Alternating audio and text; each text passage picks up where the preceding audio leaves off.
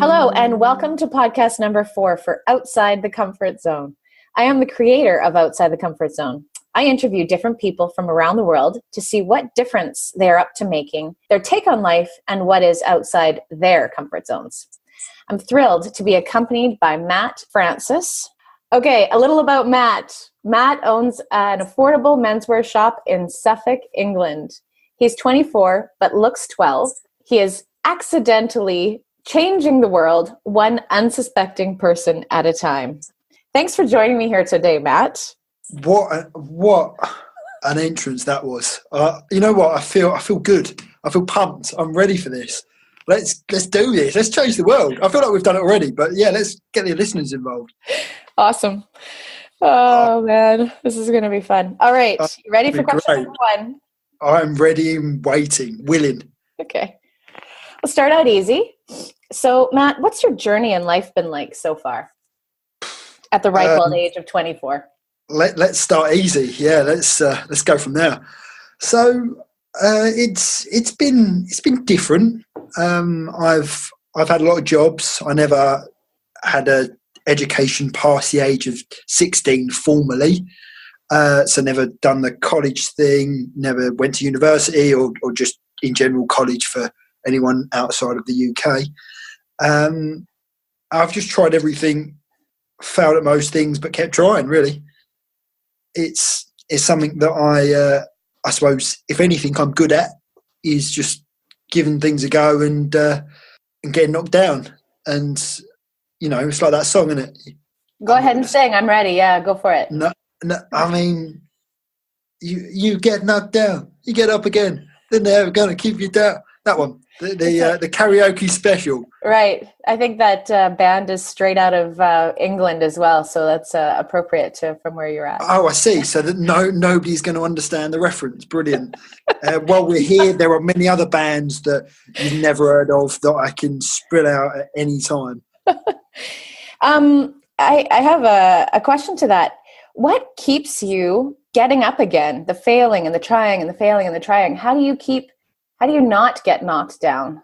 Well, I mean, you do. That's there's this whole, this fundamental idea that if you get knocked down, then you don't feel anything, and then you see a lot of motivational videos. I see this a lot where it's just like, oh, I got knocked down, and I got up again, like it was nothing. Yeah, of course, you go through every emotion, and most of it anxiety. And then but you just like, there's nothing else you can do. With me, I've never felt like I'm an insider. I've never felt like I could conform in a sense. I've tried to. I've really tried, and that's why I've done so many jobs. But each time, it's sort of proved to me that it's not the journey I'm meant to be taking. We're all making it up as we go along, and as long as you're willing to keep, like I say, having a go, then nothing in the world can really get you down after a while, because your skin gets thicker, I suppose. Mm. Yeah, my journey has been to prove to myself in a sense that, you can do anything, whether you kind of want to or not. I always had this idea, that everyone, like the party was going on everywhere else, and I was sort of missing out, which I realise now isn't the case. And I always used to see people go on gap years to Australia, which is a very British thing, or go travelling or do things that, on Facebook look very good. And it was, I always joke with my business partner now that I'm going to move to Australia, which will never happen because I say never say never, but it's always, you've always got an excuse, basically, is what I'm trying to say. And it's only been since my best friend's been over in New Zealand, and I've seen his pictures of him going up mountains and staying in tents and doing that real sort of gap year experience, that I realised that I don't want to do that. I am not a climbing up mountain type of guy. You can get me in a tent. I don't know how long I'll last, really. I enjoy people. I enjoy, freezing my proverbials off halfway up the mountain is not one of those stories that, I'm sure, I will end up, I've done a bit of travelling as it happens, and I will accidentally be an adventurer of some sort, discover some sort of lost planet, fine. I'm open to that. Universe, you can have it. But I feel it all, you know, as you said in the intro, it all comes along by accident. You should just let it sort of happen, really. Life happens to you, not the other way around. Okay, bigger question. What difference are you up to making in the world? I've read this beautiful quote once where it says, change starts local.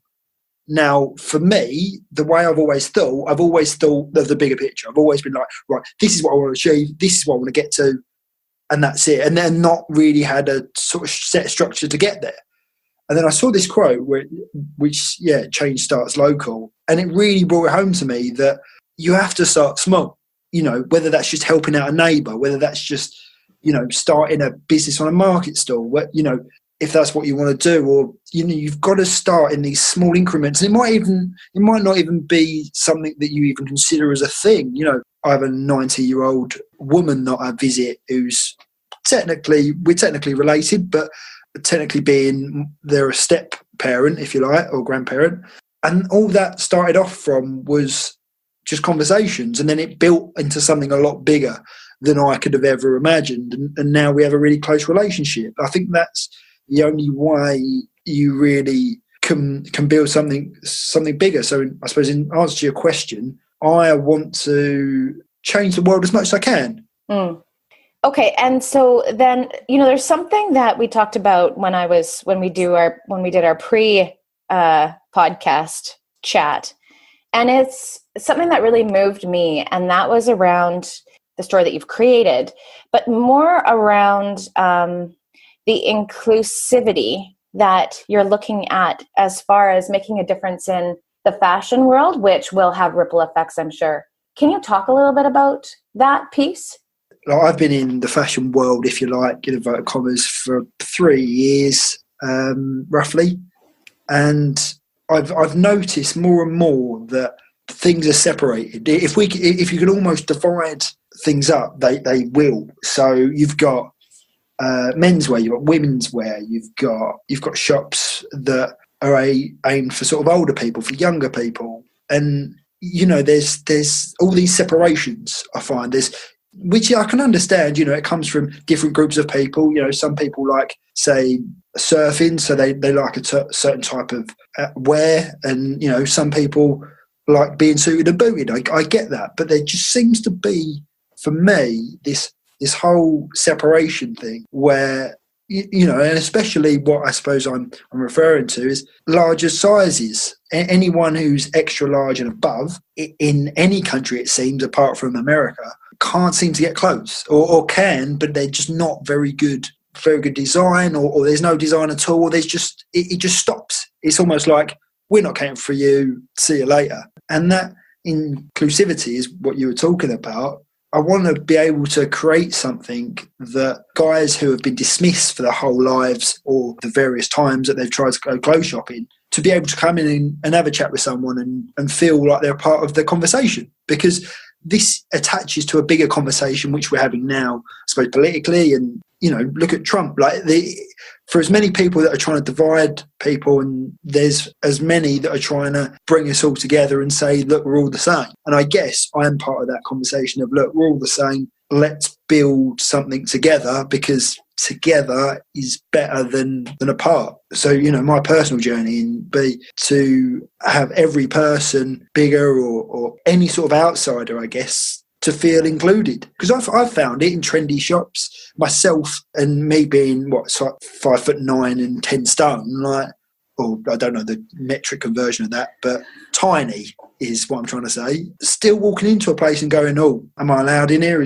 Am I cool enough for this? And it just builds this whole stigma about men with, you know, clothes shopping. And again, it goes on to mental health as well, because if a guy can't walk into a shop and feel like he can speak to someone and, you know, sort of get what he's after, then very much how change starts local, I think problems also start local as well, because they just spiral.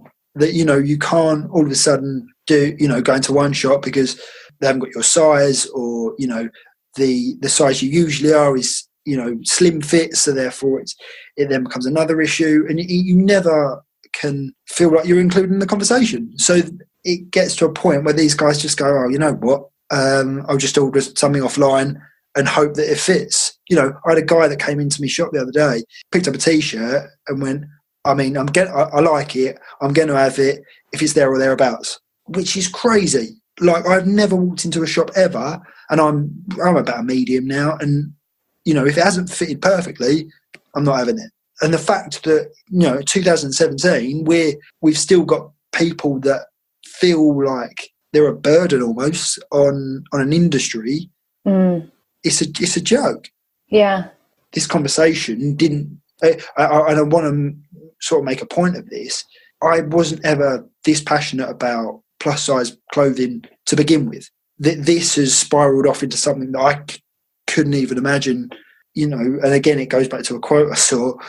Passion is when you start rubbing sticks together. You have to initially pick up something, whether you want to or not, or you know, try something whether you want to or not, to then be able to go, okay, that's not the direction I want to go in. Oh, that is the direction I want to go in, and go from there. And you know, it frustrates me in a sense, because I almost want to be bigger, you know, for the industry I'm going into, because I can then have a better perspective. There's no one in the UK I've found, and very little online at all actually, of guys, bloggers who are plus sized. They're, you know, I found some in America, but there's no English equivalent. And it annoys me that I can't turn up tomorrow and start a blog about this issue, because I can't relate to it. And it's almost not my blog to start, in a sense. If I've got the passion, and if I've got the drive to change something that I can change, great. If that means that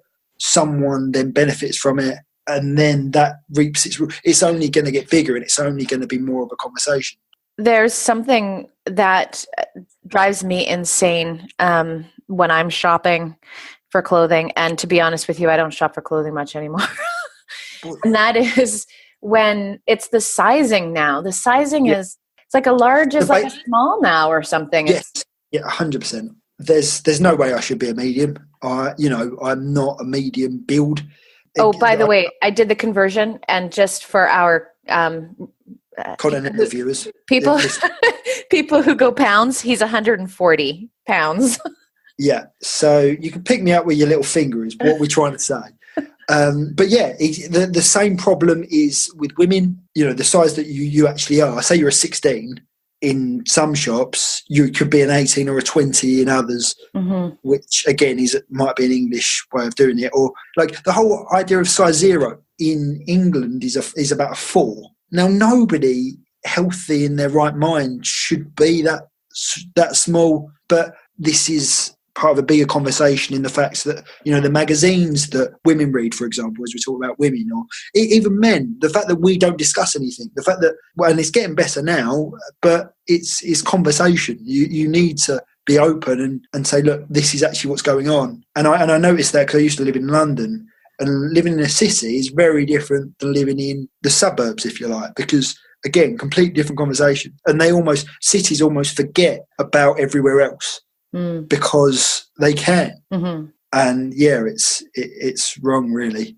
Okay, so shifting gears a little bit. Well, maybe. Question: what is your relationship to money and the universe? Just a small topic. The universe, you've heard me speak about. I am a big believer in the universe.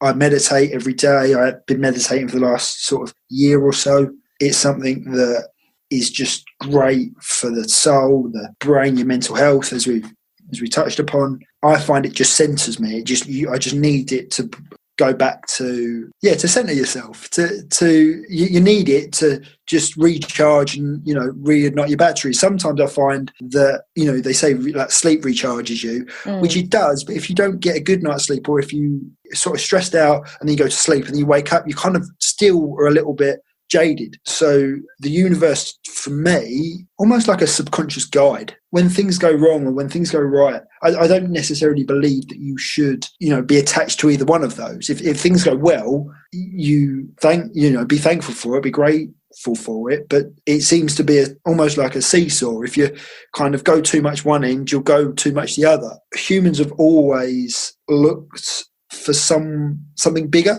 Some people it can be God. Some people the word can be universe. There's so many different religions and there's so many different names for it that it's whatever you feel comfortable within. I find that, and because I've read a lot into this, I suppose, that coincidences happen a lot more when you're aware of them, and when things spiral off in a certain direction, you need to have that moment to sit back and look at, oh, I see, that's happened. People do it a lot in reflection to their lives and big events that have happened, but also every day. Today was a particularly long day for me because it's now the evening time, and that spiraled off of something that I didn't get done yesterday. So all of a sudden you're in that catch-up mode. And a lot of people, I suppose, in life live their life on catch-up mode. They never really give themselves a chance to sort of sit down and enjoy it. And funny enough, it brings me to another quote, I guess.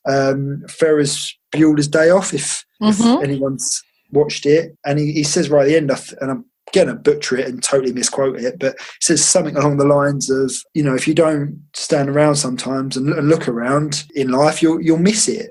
And like I say, Google what the actual term is, because I know that's not right. But it's being able to acknowledge the good times, the bad times, and appreciate everything in between. And my knowledge of the universe is only going to get stronger or more in depth the more you put into it, I guess. And I suppose that's the same with life. Get out what you put in. If you got hell for leather at it, then expect hell for leather back. And what about money?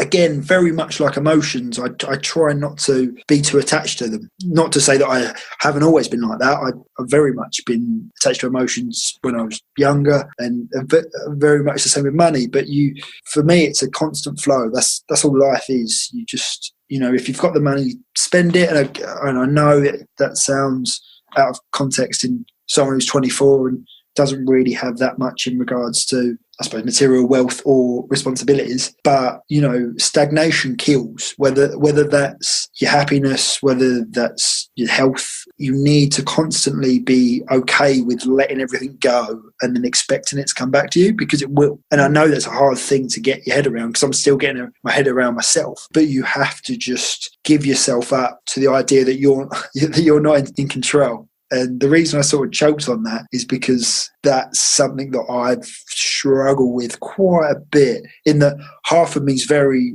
laid back and, universe, do what you like. I'm fully on board with that. And the other bit's OCD and needs to know exactly what's happening.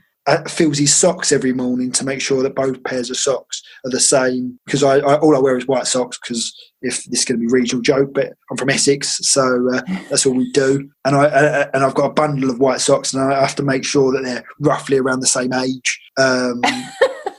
Not age, but you know what I mean. You know what I mean? Like, when you've worn a sock the same amount of times as the other one. Like, I can't have like a fresh sock and then it'll bug me.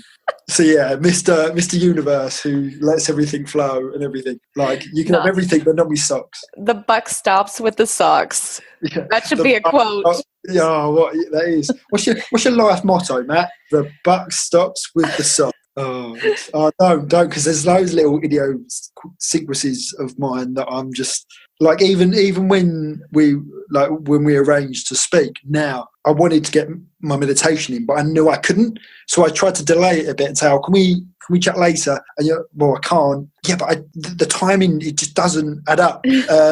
So I had to let that go and go, right, I'll meditate later. That's fine. Speak to you, and then it's fine. Right. I like what you said, though, about constant flow for money, because I'm going a little bit on a journey of what my relationship to money is as well.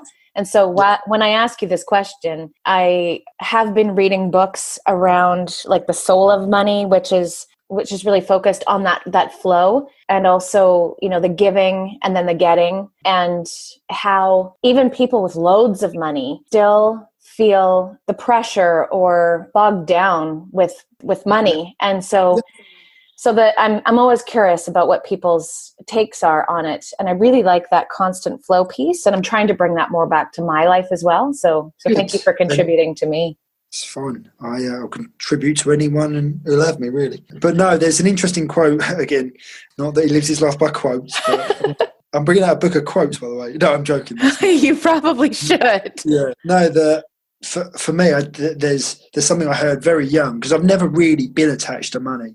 I don't believe that. I've never wanted anything, for example.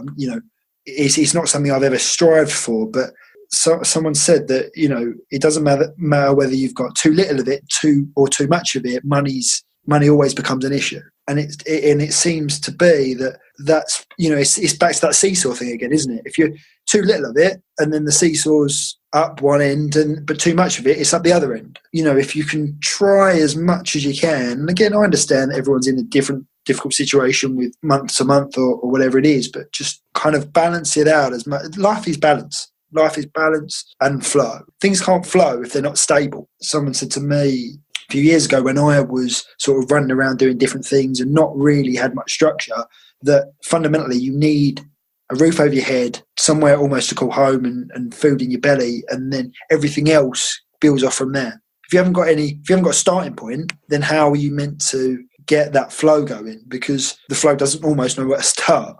So I suppose the same with money, in the sense of, if people know month to month how much they earn, and they know where, not necessarily where they can cut back or where they can save, but because some people aren't in that situation at all where they can save. But it's being able to just have that idea of, it's just being happy with your situation, really, understanding that this is the pace of things. That sometimes things are difficult, and sometimes they're not so difficult. I guess maybe I'm just going on a tangent. I don't really know. Well, let's move on to the last question. Dun, Yes. dun, dun. So the podcast is called Outside the Comfort Zone. Would you be able to share something that is really outside of your comfort zone, that you wouldn't normally share, that you might even be a little bit scared to share? It's interesting that this question, I've almost had trouble answering it in a sense, because to a lot of people, I live my life outside the comfort zone. I don't I don't conform to what everyone else's comfort zone would look like. But that being said, I suppose I've got my own comfort zone, which I live in, which is constant change and needing, I suppose, more answers. But outside of my comfort zone, I keep coming back to the word control. Letting go of, I think, fully letting go of myself. And I know I've got enough answers now, I suppose, to know that the universe is in control, and and I'll always be all right, and I will get to where I want to be or should be, or whatever the phrase is. But I suppose, I don't think not confidence is the right word, but just, I think as humans, we're programmed to need to know what happens, whether, we've always searched what happens after death, what happens after this. Mm-hmm. I'm quite comfortable with death. I'm okay with, if it all ended tomorrow, I've done far more than I ever would have expected. But I also, on that same breath, I've still got a lot more I want to do. Mm-hmm. But again, if I went tomorrow, I wouldn't be overly necessarily gutted about it, because I've lived my life on a blank, really. I suppose it's that giving yourself up fully to the universe, to other people as well. Like I'm very good at sharing. I'm very good at being, I suppose, the centre of attention, and letting my thoughts be heard, and what has happened in the past and how that's affected me now. But I still hold off, I suppose. Well, I say hold off some parts of me, but I suppose I don't know what I feel like I'm holding off. But I've consciously I can't find anything else to look for. Does that make sense? Yeah. What would be the parts that you would say you were holding off? I suppose relationships within everyone. I know how to contribute, like I say, to people. And I suppose there's the way someone explained it to me. For example, everyone has their guard up, right? Right. When they don't know people, when they're still trying to get people, and just to feel comfortable, they have a guard up, right? Mm-hmm. I feel like I have a guard up, but then another guard up. And I tell people that the second guard, if you like, the one furthest away from me, is my guard. So I can take that one down pretty easily, and it make it look like a perception, right, that I'm being open, and that I'm you can talk about anything, but there's still this other one that I am, I suppose, conscious of putting down, and I don't know what's under that. I can't say that what it is definitely. And that may be that sort of carefree side of me. Like, again, there's half of me is very carefree and half of me is very structured. Maybe it's that fully, okay, well, if we just let the world do what it does, then I suppose, again, it goes back to that whole idea of absolute sort of out of control. And it's something that I'm working on, like I say, through meditation and through everything else mentally, because I've come from a place where 18 months ago, I was very wary of always saying this, is that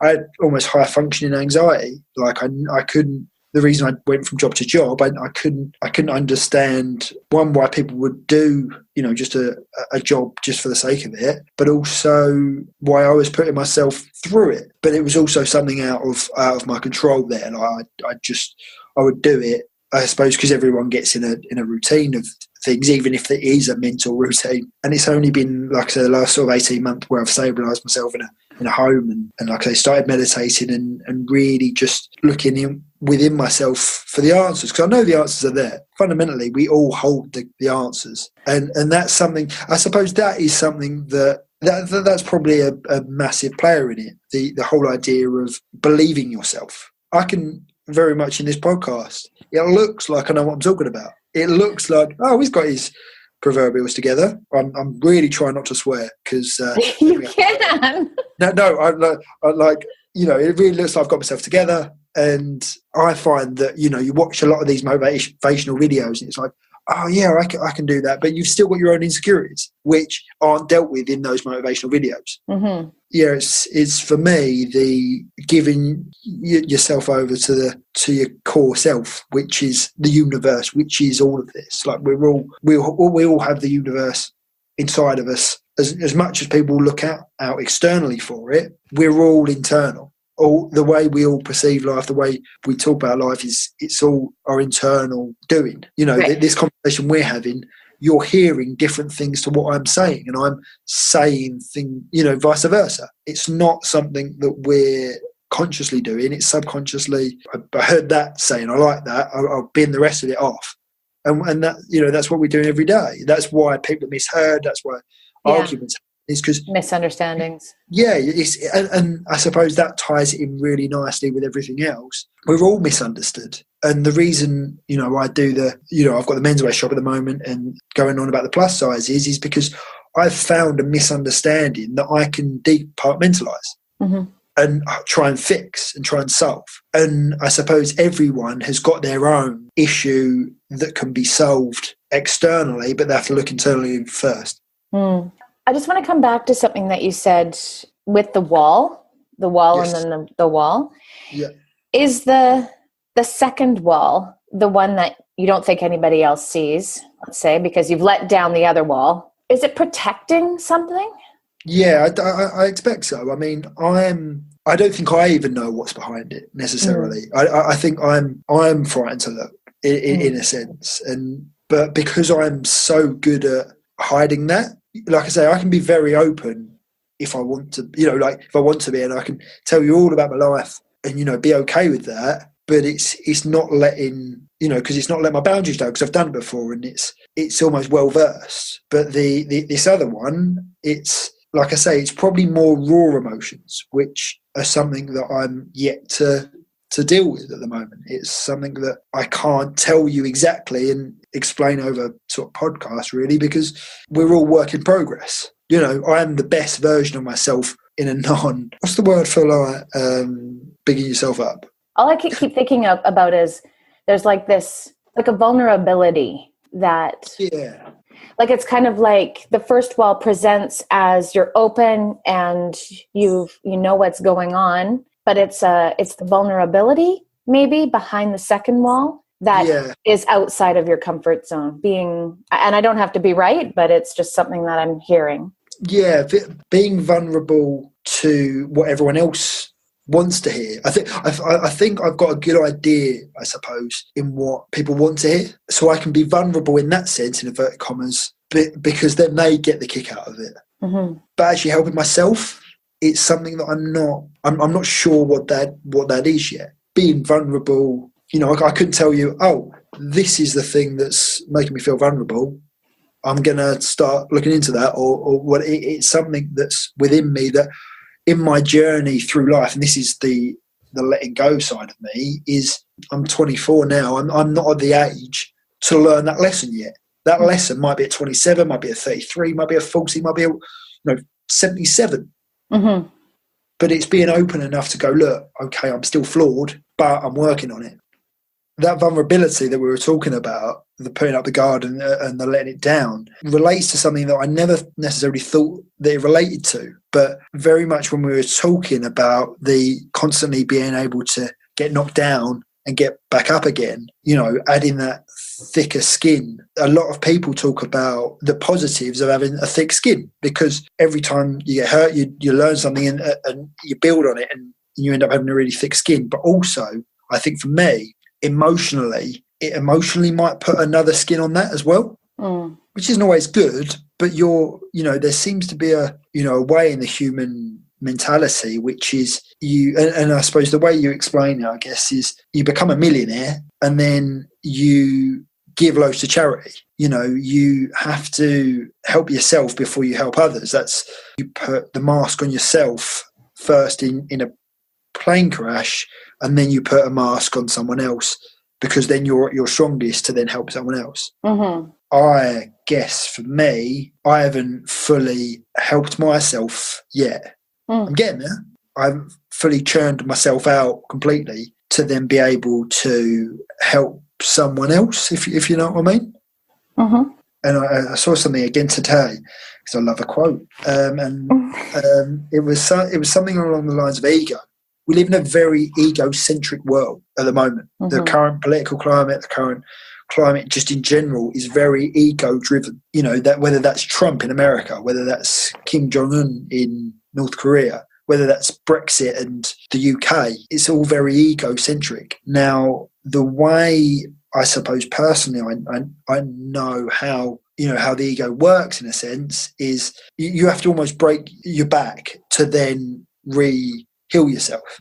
Mm-hmm. So you have to almost be the most egocentric of, not people, but for example, Trump. He's the worst that he can get, in a sense. That regime will finish, and then everyone can rebuild themselves together. So you have to almost personally be open to the worst part of yourself to then go, okay, this is ground zero. I can build myself from here. But the only issue is that nobody ever knows what ground sort of zero is. The journey that I've always been on is very sort of solitary. Like, I've always done it on my own. That was almost like a quote when I was a kid. It was like, I can do it myself. That means relationships suffer because I'm always just thinking not about myself, but, okay, that person's happy.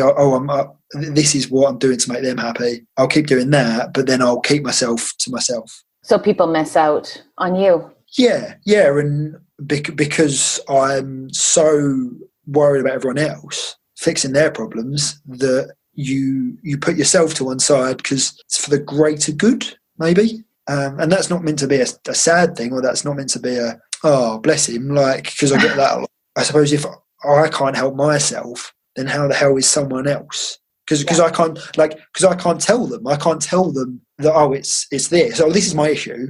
If you can fix that, great. Just let me know how you do that. Again, it's the very, it's that structured OCD almost style of thing. And, with emotions, with feeling, with everything like that, it's not structured. Mm-hmm. We feel things, like I put almost visuals of a situation, of a person, are all promoted by feelings. The outside world, if you have a good day, if you have a bad day, it's still the same day. It's still the same buildings, it's still the same people, it's still the same fundamentals, but it's just whatever emotion we attach to it. Yeah, the story. It's the reason why if people split up and the house that you used to live at with the person that you split up with, you kind of feel weird when you drive past it because you've attached your emotion to it. I suppose what I'm trying to say to everyone else as well as me is, well, don't attach that emotion in the first place and you won't feel that way. You won't, it'll just be, it's just life. It's just life. It's a work in progress, isn't it? It is. Do you think that'll be the next thing that you work on, tearing down that second wall? It's an ongoing thing. I don't feel like I've consciously... It's not linear. It's I've heard of it. Like, I want to sound intelligent, but don't start chucking random words like linear at me. It's not like, okay, I'm going to work on this. Okay, that's done. Now I'm going to work on this. Okay, Yeah, that's done. I wish it was. I wish it was.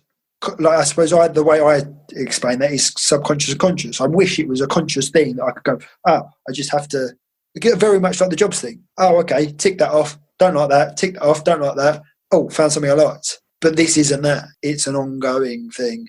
And I think the more that you try and actually put a pin in it or make sense of it, the further away that you are. I think sometimes it's something that you say in conversation, or it's something that triggers you, and then you go, oh, that's it. Or it just comes out naturally. Like I say, that's why I'm not putting an age on it, or that's why it's not my next thing, because I feel like I could accidentally stumble on it 27, 33, 40, whatever it is. One day I'll be like, oh, okay. For example, I woke up the other morning, felt great, felt incredible. And I remembered I was just excited for life. Like, there's so many things going on in my life that are positive that I was just like, oh, I can't wait for today.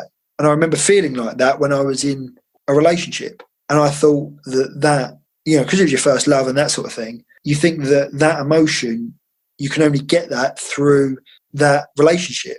That's why people hold on to people, when actually you can find it within yourself. You just have to look hard enough. But this podcast is going to be about 4 hours because I've got loads of these. The thing that I wanted to just address, and then we're going to wrap up. One of the things about coaching is that if there is something in your life that you see it's stopping you from getting to something that you want in your life. So let's say your vulnerability is lack of vulnerability. Let's just say, right, is getting in the way of creating strong or deep relationships with people, let's just say, then coaching can help you move what is in the way so that you can create those deep relationships with people. And yes, you absolutely could stumble upon it, because I think that's what you said. Waiting, it could be 33 or 44 or 77 and I could stumble upon it. Absolutely, that could happen. But coaching can also help move you to a place where you could actually move that out of the way now. Just to be totally blunt. Okay. Yeah, fair enough. It's interesting that I always, and I suppose that's just the way my brain's wired, is that any time people talk about moving things out of the way, I always see it as a commercial sense. I always see it in like if you want something, go out and get it. I always think of that in a business sense or a money sense or that type of thing. I never necessarily think of it as emotionally, because again, it's not a conversation, going back to conversations that people generally have. It's, you have to be focused on your career or your... Mm-hmm. Well, and life coaching conversations are not what people usually have. Well, that's true. Yeah. That was a nice little plug there, actually. Seamlessly just went through that. Should I say something or shouldn't I? Well, I am a life coach and this is my podcast, so... I'm going to do whatever I want. Still didn't swear. Look at that. Drops mic or mute the mic, depending on who's doing the washing up. Well, Matt, are you ready to wrap this podcast up?